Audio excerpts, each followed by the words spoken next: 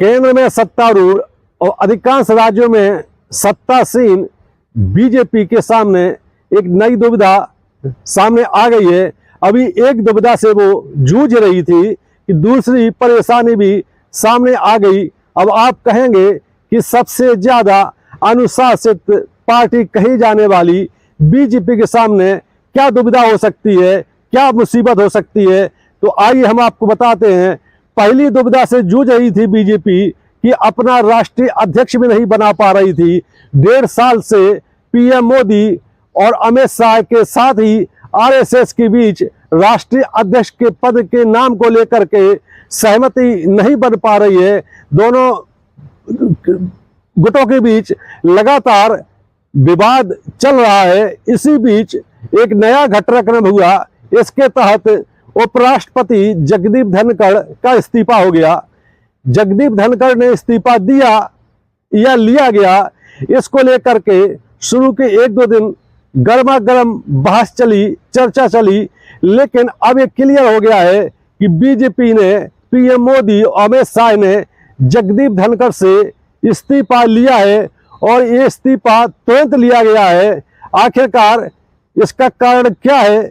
जगदीप धनखड़ जो कि पीएम मोदी और अमित शाह के सबसे ज्यादा भरोसेमंद थे, आखिरकार उनसे इस्तीफा क्यों लिया गया है? आइए इसकी तह में चलते हैं। दरअसल जगदीप धनखड़ अपने आप को ऐसा मान बैठे थे कि वो सरकार से ऊपर हैं। वो पीएम मोदी और अमित शाह के आशीर्वाद से भले ही उपराष्ट्रपति पद और इसके पहले राज्यपाल बने हों, लेकिन अब उनको लगता था कि उन्होंने अपनी जगह भारत की सियासत में बना ली है और वो बीजेपी की जो गाइडलाइन है उससे इतर वो चलने लगे। उनकी प्लानिंग आने वाले दिनों में राष्ट्रपति के पद पर थी और जगदीप धनखड़ को लगता था कि यदि उन्हें राष्ट्रपति पद पर पहुंचना है तो विपक्षी दलों का भरोसा जीतना बहुत जरूरी है। तो जो ऐसा शख्स जो एक प्रकार से बीजेपी की प्रवक्ता की भांति पश्चिम बंगाल के राज्यपाल के पद पर काम करता रहा, उसके बाद उपराष्ट्रपति के पद पर काम कर रहा था, उसका जो व्यवहार है विपक्षी दलों के प्रति बदलने लगा। एक और घटनाक्रम बहुत महत्वपूर्ण हुआ। दरअसल महाराष्ट्र में कृषि संबंधी एक कार्यक्रम हुआ। उसमें कृषि मंत्री, केंद्रीय कृषि मंत्री शिवराज सिंह चौहान मौजूद थे और उसमें उपराष्ट्रपति जगदीप धनखड़ मुख्य अतिथि के रूप में पहुंचे। जैसे जगदीप धनखड़ ने संबोधन शुरू किया तो उसी समय ये समझ में आ गया कि जगदीप धनखड़ के मन में कुछ और चल रहा है। दरअसल जगदीप धनखड़ उपराष्ट्रपति ने शिवराज सिंह चौहान को संबोधित करते हुए किसानों की समस्याओं को हल करने के लिए चेताया। शिवराज सिंह चौहान भी और वहां पर मौजूद कई लोग जगदीप धनखड़ के इस अप्रत्याशित व्यवहार से हकबक रह गए कि जो व्यक्ति मोदी और अमित शाह के कहने के अनुसार चलता है, बीजेपी का एक प्रकार से प्रवक्ता की तरह काम करता है, वो आखिरकार बीजेपी पर ही हमलावर क्यों हो रहा है। जगदीप धनखड़ ने केंद्रीय कृषि मंत्री शिवराज सिंह चौहान से कहा कि मैं आपको बार बार चेतावनी दे रहा हूं और समझा रहा हूं, नसीहत दे रहा हूं कि किसानों की समस्याओं को हल्के से मत लीजिए, गंभीरता से लीजिए, क्योंकि ये अन्नदाता है। अगर ये बर्बाद हो गया तो देश भी बहुत नुकसान में जाएगा। शिवराज सिंह चौहान हालांकि जब बोलने के लिए खड़े हुए तो उन्होंने जगदीप धनखड़ की इस बयान को गंभीरता से नहीं लिया, कोई जवाब देना ठीक नहीं समझा। लेकिन जगदीप धनखड़ के इस बयानबाजी को लेकर के बीजेपी के थिंक टैंक और आरएसएस के जो बड़े बड़े विचारक हैं, उन्होंने भाप लिया कि जगदीप धनखड़ लगता है गाइडलाइन से हट करके कुछ और योजना बना रहे हैं। इसके बाद बीजेपी नेताओं की भौहें तन गई जगदीप धनखड़ के प्रति। उनको सख्त मैसेज भी किया गया कि आप यहाँ वहां की बातें करने लगे हैं और लगता है आपकी आस्था बीजेपी से कुछ हट रही है। इसके बाद अभी हाल ही में संसद सत्र चल रहा है तो राज्यसभा में क्योंकि इसके पहले जितने सत्र हुए संसद के, उसमें जगदीप धनखड़ चूंकि राज्यसभा के सभापति के रूप में काम करते हैं उपराष्ट्रपति, तो वहां पर विपक्षी दलों को इतना निशाने पर लेते रहे जगदीप धनखड़ कि एक तो बोलने का मौका नहीं देते थे और बेहद पक्षपात के आरोप भी लगे। बीजेपी यही चाहती थी और जगदीप धनखड़ यही करते थे।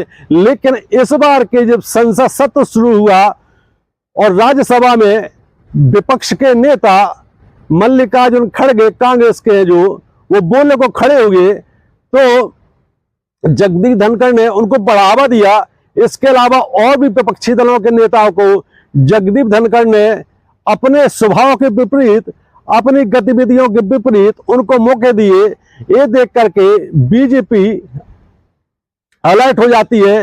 राज्यसभा में ही जो बीजेपी के राष्ट्रीय अध्यक्ष हैं और केंद्रीय मंत्री हैं, राज्यसभा में के नेता हैं जेपी नड्डा, उन्होंने यहां तक कह दिया कि मल्लिकार्जुन खड़गे जी, आप कुछ भी बोलते रहें, आपकी बातों को रिकॉर्ड में नहीं लिया जाएगा, जबकि ये सारा कहने का करने का अधिकार राज्यसभा के सभापति को होता है। लेकिन जगदीप धनखड़ ने इस बारे में कुछ नहीं कहा और पीठ पीछे वो विपक्षी दलों को आगे बढ़ाने लगे। जब ऐसा हुआ तो उसके अगले दिन ही ये तय कर लिया गया कि जगदीप धनखड़ को इस पद से हटाया जाएगा, क्योंकि इनकी जो गतिविधियां हैं, इनकी जो आगे की जो इनकी प्लानिंग है, वो बीजेपी के अनुरूप नहीं है। ये विपक्षी दलों से मिलने वाले हैं। और अगले दिन ही जगदीप धनखड़ को ऐसा कसा गया कि उनको उपराष्ट्रपति पद से इस्तीफा देना पड़ा। इस्तीफे में हालांकि धनखड़ ने लिखा कि वो स्वास्थ्य कारणों से इस्तीफा दे रहे हैं, लेकिन सियासत के जानकारों ने पता लगा लिया कि जो व्यक्ति एक दिन पहले राज्यसभा की सभापति कुर्सी बैठ करके चिल्ला करके बोल रहा हो, उछल कूद कर रहा हो, उसका स्वास्थ्य कैसे इतना अचानक खराब हो गया कि इतने बड़े संवैधानिक पद से इस्तीफा देना पड़े। लोगों को समझ में आ गया, जो सियासत के जानकार हैं उन्होंने गोलाबाग लगाना शुरू कर दिया। और अंत में यही निकल करके आया कि जगदीप धनखड़ से इस्तीफा लिया गया है बीजेपी ने।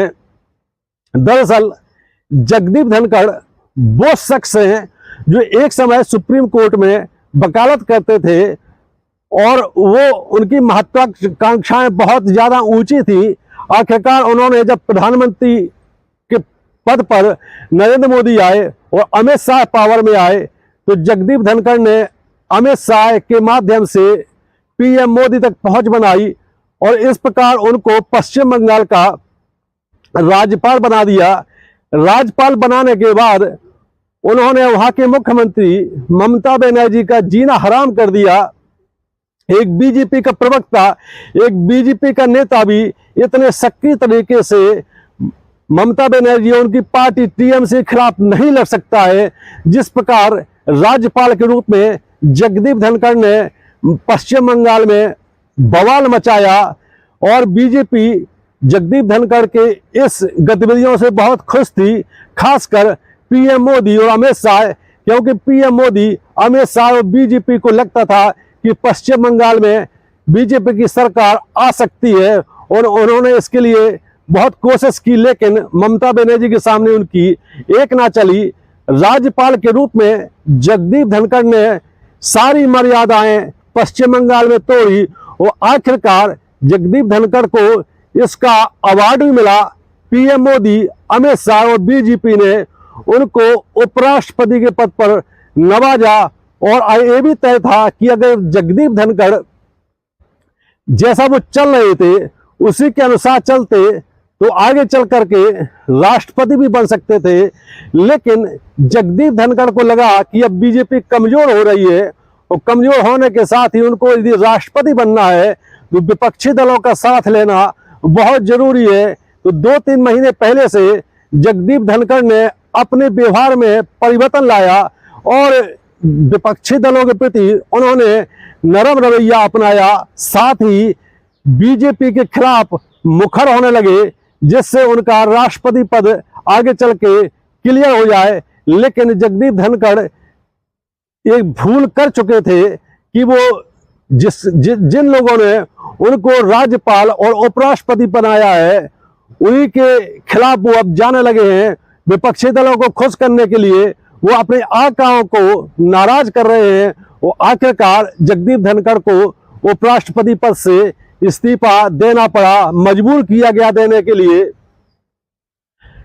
उपराष्ट्रपति जगदीप धनखड़ का कार्यकाल अगर 2 से 3 महीने पहले छोड़ दिया जाए तो ऐसा कोई खास नहीं रहा है, और उन पर जो मर्यादा होती है, जो उपराष्ट्रपति पद की मर्यादा होती है, उसके खिलाफ भी जाने के लगातार आरोप लगे हैं। राज्यपाल के रूप में भी उनकी भूमिका को हमेशा निंदा की गई।